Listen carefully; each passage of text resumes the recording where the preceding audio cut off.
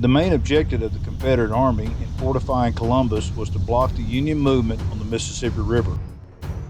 In doing so, they also had to protect their position from inland attack.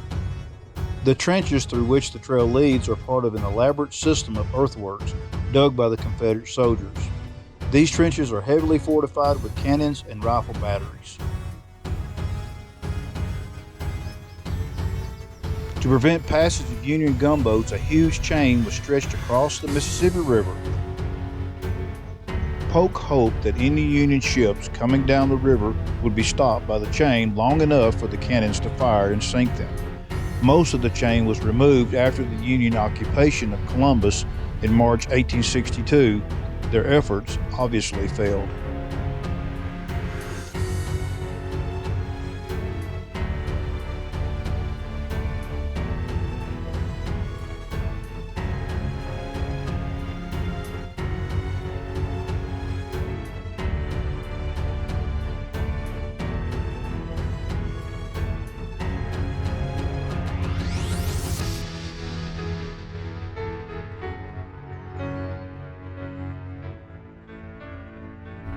Troops under General Polk fortified strategic lines of bluffs September 3, 1861, marking the Confederates' first move into Kentucky.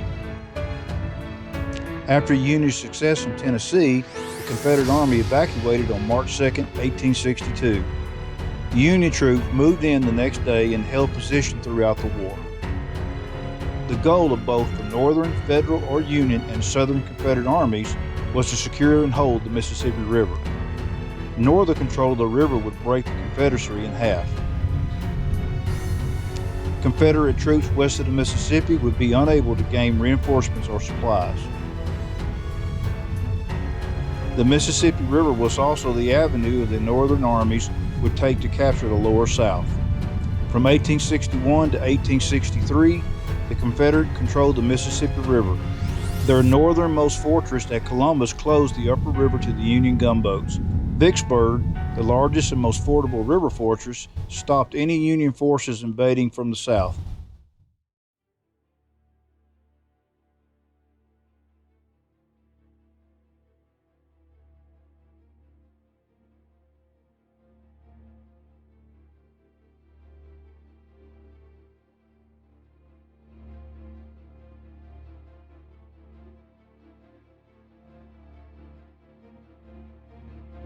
Both forts held the title Gibraltar of the West, meaning impregnable, neutral strongholds. Federal troops attacked the Confederates on the Mississippi River from two directions. Troops supported by gunboats moved down the river from Cairo, Illinois. The ocean-going Navy supported the Army moved up the river from the Gulf of Mexico. Whatever nation gets control of the Ohio, Mississippi, and the Missouri rivers will control the continent. Union General William Sherman, 1861.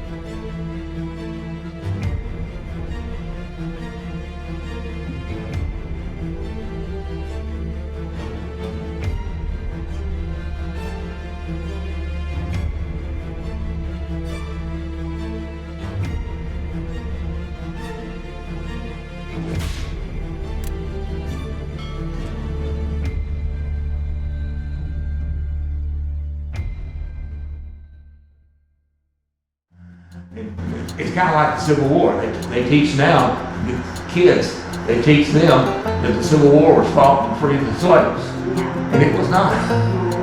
Yeah, it had an involvement with slavery, but it was between slave states and free states, kind of like Democrats and Republicans over control of Congress. And the South saw that they were going to lose their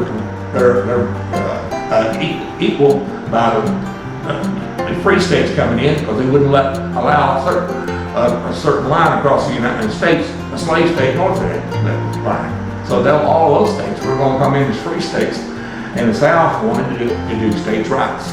And I will say this about states' rights: you know, the South, if they were here today and we were fighting the Civil War, they would have loved the heck out of the Roe versus Wade situation last year, when the Supreme Court said, "Hey, this is not a federal matter. States can decide what they want to do." That's exactly what they were fighting for.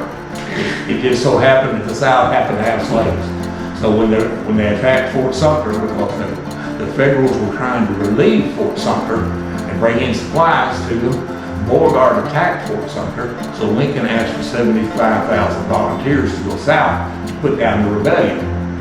And the other crew that was not to free the slaves is that Grant's superior over here was John Fremont. John Fremont issues an Emancipation Proclamation freeing all the slaves in Missouri.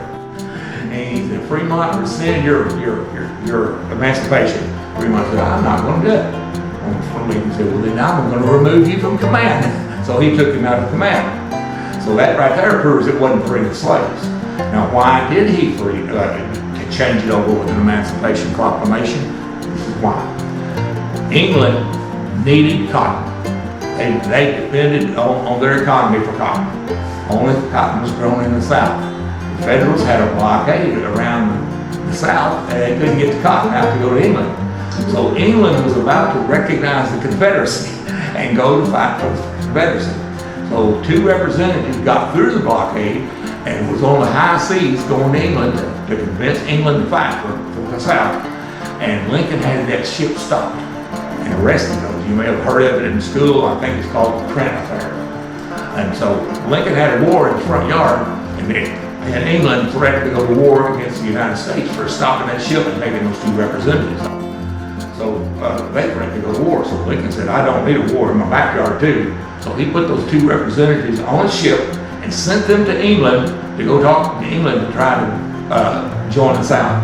At the same time, England did not believe in slavery. So he issues the Emancipation Proclamation freeing all the slaves in all the states except the ones that are not in rebellion against the United States, which would be Kentucky. I think the other one was Maryland. So there wasn't a slave freed in those states. And technically they weren't free in the South because the South still controls the South, and so they can keep them. But that's why he issued an Emancipation Proclamation. So, Albert Sidney Johnston, you know who that is? I'll tell you, he's the reason, his death is the reason the South lost the Civil War. At Shiloh, you heard of Shiloh. Okay, that's where he got shot. He was on battle he was ever in. He got shot in that one, and he had Grant whipped. He had him at the point that Grant was going to have to surrender or be killed. And there was a reprieve right there at that point in time. And Beauregard took over, and he called off the attack. And that night, Grant was reinforced with 25,000 troops, and he rolled over Beauregard the next day and sent him back to Corinth. And as a result, Grant was shot. They said won Shiloh. He got relieved of command for 6 weeks for winning in Shiloh. His superior was so mad at him because he allowed Johnston to surprise him that he removed him from command. He begged Lincoln to fire him. He said he's a drunk. I want him. I hate him. Get him out of here. And finally Lincoln said, no, you put him back in charge of the army. And Halleck, you come to Washington and advise me on military matters, and which put him in a position of no authority. And so, let's go back to let Johnston live. Johnston would have kept his push going on Grant, and he would have defeated him. That day, he would have either killed him or he would have captured him, and Grant would not have won at Shiloh, which would have made him not be at Chattanooga. He would not have been at Vicksburg. He would not have been in the East to fight Robert E. Lee. And the whole war would have been entirely different. This house was built in the 1850s. It set about 100 feet in that direction. We moved it back here in the 1990s to get it away from the bluff. The bluff is really not falling from that area. It's falling from that area up there. And since you have never been here, have you been up to the Anchor? Yes. Okay, so you went on up to the picnic shelter, and it's all a wrought iron fence about 8 feet away from it. Go over that fence and cross over and walk out to the very edge where you saw that piece of concrete. Gotcha. Stand on the very edge of it like you're going to use it for a diving board. Now, if you take one more step, you're going to plunge about 100 plus feet, right? Okay, when I was a kid growing up here in the 1950s, I could go at least 100 feet farther. The CCC, the Lead Conservation Board, built the park and the picnic shelter. When they were at it, took them 3 years, and after hours, they played baseball games between that picnic shelter and the bluff. The floor here on here is the original floor, as far as we know. These 2 floors are not. Now, Confederates abandoned this place with their 140 guns and the chain and the anchor here. You know all about the chain. But Grant had been up and down the river several times, and he would have stopped here, and he would have come in this building on several occasions. Right here on this very floor, right here, if it is an actual floor, in the very room that you're in right now, and seeing the very same boards that you see. So you walk where a president's been. Nobody can prove it is a hospital. Because when I'm dead and gone, it's going to be a hospital. But nobody can prove it was a hospital. Nobody cannot prove it was not a hospital. When Polk came into here, the mayor undoubtedly would have loaned his house to the Army to use as a headquarters, because it sits just south of that fort. You see this little redoubt out here. There's another one over in the campground area. So there's 20,000 troops all over this place. So with this house sitting 100 feet in that direction, I can see the mayor saying, "Oh, use my house while you're here for headquarters." So what goes on inside of headquarters? It would be full of soldiers that are writing dispatches and making out reports. It would have a telegraph office that would have connected it to all the way through Fort Donelson all the way to Richmond. It most likely had a one room that was used as a conference room where the different generals would assemble around the table and plan day-to-day strategy. Usually in a headquarters, the commanding general would have had a bedroom, and he would stay in the headquarters. Probably him and General Pillow both stayed in here. In this case, everything belongs to Colonel Brown and or his family. It was left here in the house when the house was made into a museum. The picture that I showed you in the far room in there had a sword in it. And here is that sword. This is Colonel Brown's sword. Now, there's an interesting story to that sword, because here is another one of Colonel Brown's swords. Right here. Now, if you will notice, the handle here is broken. It's supposed to be attached and will not move. Well, Colonel Brown, this is what happened. He lived in this house about 100 feet in that direction. Colonel Brown told his boys, he said, "Boys, do not, and I repeat, do not play with my swords." That is an invitation to play with a sword if you ever had one. He would have been better off to say, "Boys, here, take my sword and go play with them." I'm not playing no sword. All right. Now, here is a picture. This picture right here is one of those boys that broke that sword. This is Sam Brown. He's born in 1877, and he dies in 1958. And believe it or not, I attended his funeral. I was 6 years old. Okay? You see this lady right here? She's a slave to the Browns. You see her in this picture. Her name is Aunt Betsy. She lived in this house with them. You see her in the picture. She's there literally, but figuratively, she is not there, because they are not taking her picture. They are taking Sam's picture. Now, focus closely on how Aunt Betsy is holding his hands. You had to sit still like for 1 to 2 minutes to get a picture made back in that period of time, or it would create a blurry streak. Well, Sam would not sit still, so they had to put Aunt Betsy in the picture in order to get him to be still. His mother will die in childbirth, so he will not know his mother. Aunt Betsy will become his mother and will raise him and teach him the things that mothers teach their children. She lived in his house with him, and that's probably how she actually wound up in the picture that day, because she went with Colonel Brown to the studio to get his picture made. And he would not sit still, and probably the photographer said, "You've got to keep him still."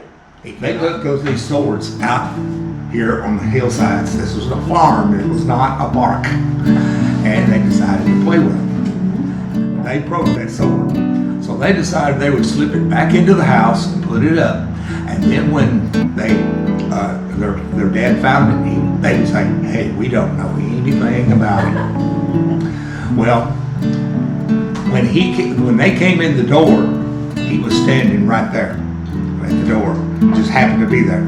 And they had these swords in their hands. Can you imagine what happened after that? They got in trouble all right. I would say that there was no wood left in the woodshed. So that's an interesting story concerning the swords. Okay?